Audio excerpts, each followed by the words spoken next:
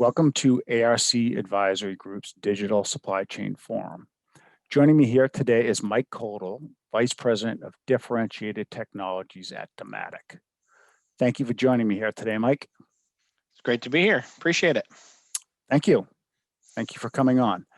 Mike, during our panel discussion on the Khodl Delhaize Distribution Center project, we discussed the role of software in managing the automation, the material flow, order fulfillment, and even manual processes.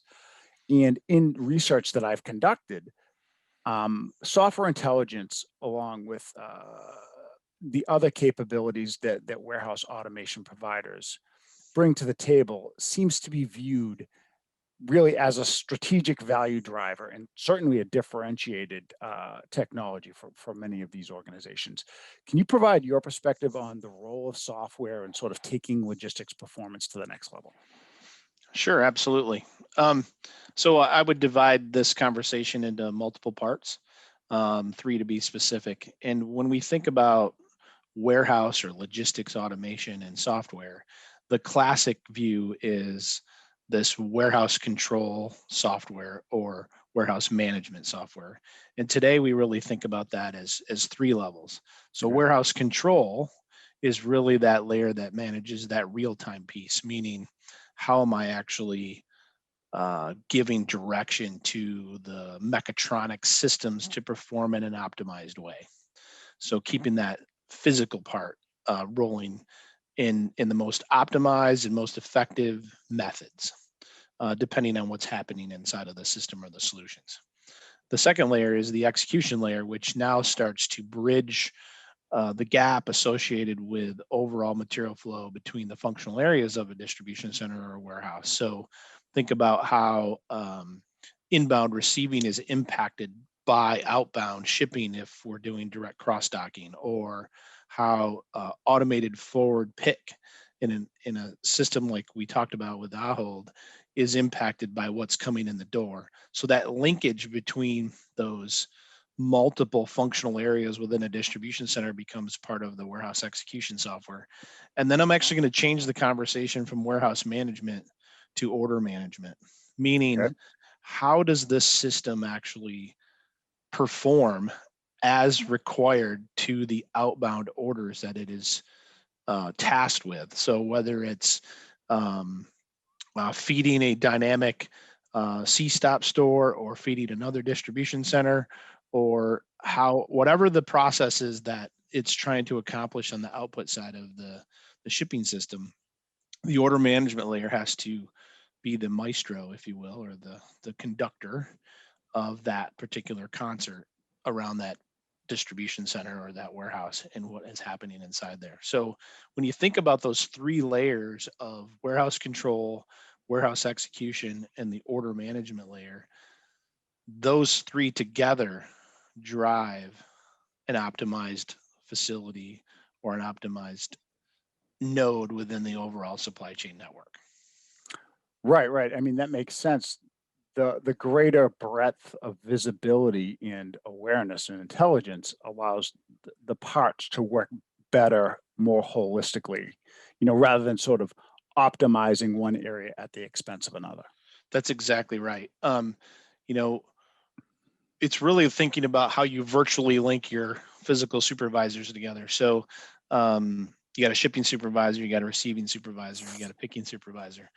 They have to work in absolute concert today in an automated system. And we no longer take into consideration all the dwell times that happen between those functional blocks of a distribution center or warehouse. So our software does that for us. So the way I think of that is I think of it as a bunch of work in process buffers between those functional areas. And the software manages that queue and manages the sequence between all the elements of a facility. Great. And I guess when you're looking at sort of improving the performance of not just one activity, as we were saying, at the expense of another, but more holistically, do you have any methods that you utilize to sort of measure and evaluate, the warehouse, its performance, and the overall logistics? Yeah, sure. Actually, we call it OLE, stands for overall logistics effectiveness. Okay. It is a play on OEE calculation, which is an Okay. overall equipment effectiveness calculation. But Sure. what we've done is we've adopted that into grading and measuring each of the functional elements of a facility. So how is receiving performing? How is shipping performing? How is automated performing? How is the manual area performing?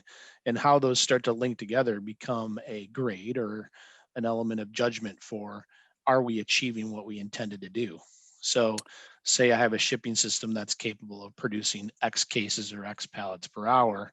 How is that system performing against that measure?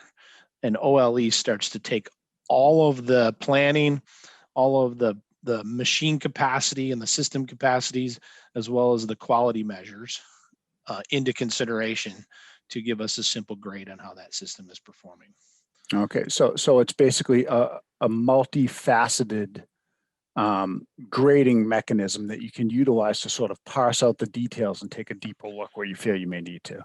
That's correct. So, on a heat map, if I have an area turning yellow, I can immediately focus on that as a distribution center manager and say, okay, my OLE number is dipping in I don't know, let's say receiving as an example. So now I can focus my attentions on why that's happening there. Maybe I'm having bad weather, and so I have delayed inbound loads that's causing some challenge for me in my cross-docking process to fulfill orders or in my automated forward pick replenishment processes. So now we can immediately focus in on, hey, here's my problem, and here's my challenge, and here's how I'm measuring against what I expected versus what I'm really getting. Okay. Okay. Makes sense. Makes sense. And does, I guess, does this sort of overall perspective play in any way with the approach that you take with your customers as far as designing, an automation footprint or something to that effect? Yeah, sure. It does. So we actually start thinking about how we're going to measure a facility during the conceptual design phase. Mhm. So the way Dematic takes that approach, we're not just equipment provider, we're actually helping our customers develop their next generation of how they're going to operate. So we assist them in the operating plan, and that operating plan then drives what we need to measure in order to be successful in that facility. So, depending on what levels of automation and depending on what levels of manual processes, linking those all together into an OLE calculation is imperative, and it actually drives the methods we use to figure out what our new material flows need to be, what our new data flows need to be, and what our overall system performance needs to be able to handle. Okay, great. And actually, I'd like to take this opportunity to sort of dovetail into a hot topic within the warehouse automation world, or really the fulfillment world, and that is grocery, right? The grocery supply chain is an area that everybody's talking about. And it was sort of becoming front and center prior to the pandemic, but that really the pandemic really just accelerated the movement towards direct to consumer or drop Hmm. off at physical locations, e-grocery, if you will. I guess, where do you see this now, and where do you see, the future of grocery to be?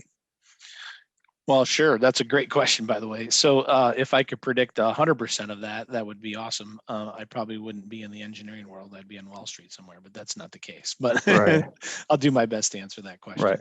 question. Where I see grocery going is certainly this area of micro fulfillment. Hmm. That's a term that's used widely now. There's also a term called urban fulfillment. Hmm. That's serving a different type of customer in a certain type of demographic. So, where grocery is going is that ability to respond in that 2 hour, 4 hour window of time with fresh goods is the critical aspect of how micro fulfillment and urban fulfillment is rising. And what that does is it changes the game from a distribution center perspective, from a supply chain perspective.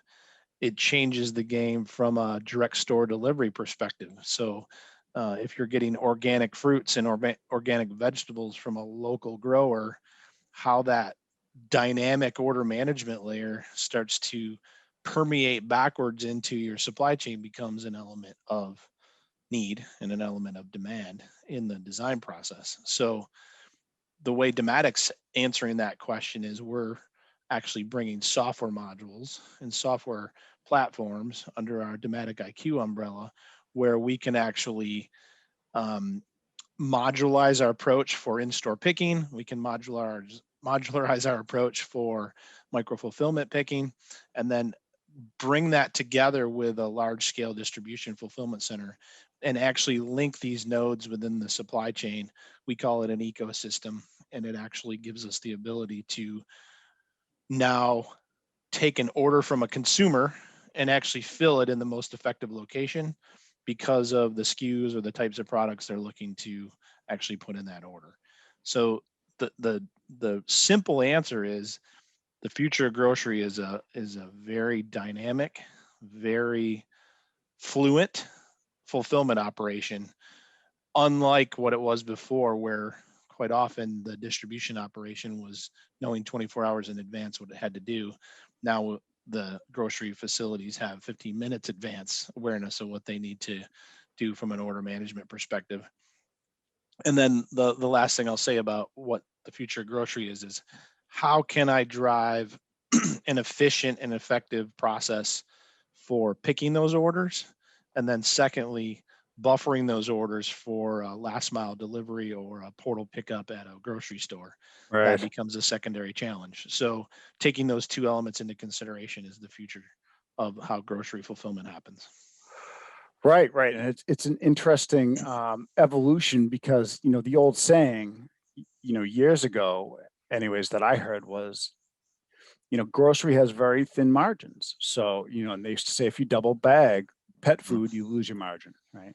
Yep. So, Yep. right, so now they have the issue of they need to be especially responsive in smaller facilities than a typical distribution center, very Hmm. often at a higher real estate rate because you have greater proximity to customers, which means Hmm. typically the rates are going to be a little bit higher. In that all that sort of coming together with the high volumes where they need to be very effective. The variable cost of fulfillment need to go down. And really, if they're going to compete through this evolution, they need to reduce those variable costs of fulfillment. So Absolutely. absolutely automation needs to be part of the solution.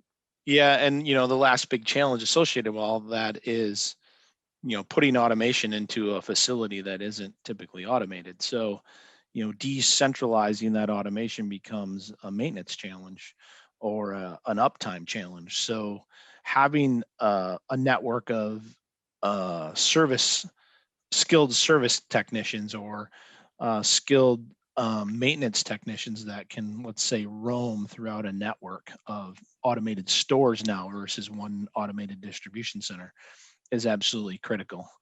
And that's one of the good things that Dematic brings to the table is we have the ability to have a roaming service team that can actually keep all of your micro fulfillment centers up and running without having to invest in your own service technicians inside of those stores. So it's one value play that we bring to the table to assist our grocery customers in moving this automation from a centralized DC out to a decentralized storefront. Right, right. And I would also add that another thing that Dematic brings to the table is you're an established provider with established technologies. Hmm. So you have that sort of track record as well. Absolutely. One other thing that you just made me think of when you said that was um, our software suite actually extends beyond the distribution center as well. So doing in-store picking that you've seen the people running around in the stores today picking off the shelves. So we can actually help manage that in-store picking process along with the automated process in the back room of the store as well. So what that does is it gives us the ability to actually control how many in-store pickers or how many SKUs are available in automation, depending on peaks and volume flows for a given period of time, to try and help control that congestion and try and help control that order sequencing layer so that we can bring it to the portal at the right time, or get it on that truck for that last mile van delivery at the right time. That all is a balancing act that needs to be taken into consideration for an automated store. Sure, sure. It's going to be a complex, or it is already a complex evolution and process. So in progress. Absolutely. Absolutely. Absolutely. And any thoughts about sort of the ways in which, I guess you could say how customers can sort of skin this cat, right? Do you always recommend that they put in the same system, across their network, one at a time, multiple systems, or one subsystem, another subsystem? So I would say it's a mix. No, to answer your question directly, the answer is no. It's not one exact same subsystem. We have different flavors of subsystems, is what we call them.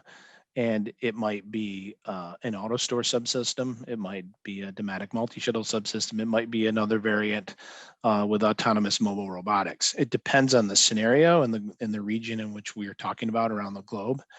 The common layer from us is the software layer. So that as I described those layers, of warehouse control, warehouse execution, and order management, that Sure. order management layer and that execution layer now become part of our ecosystem, and how we link that together to the unique mechatronic subsystems, depending on the type of solution we're bringing to the table or what part of the world we're in.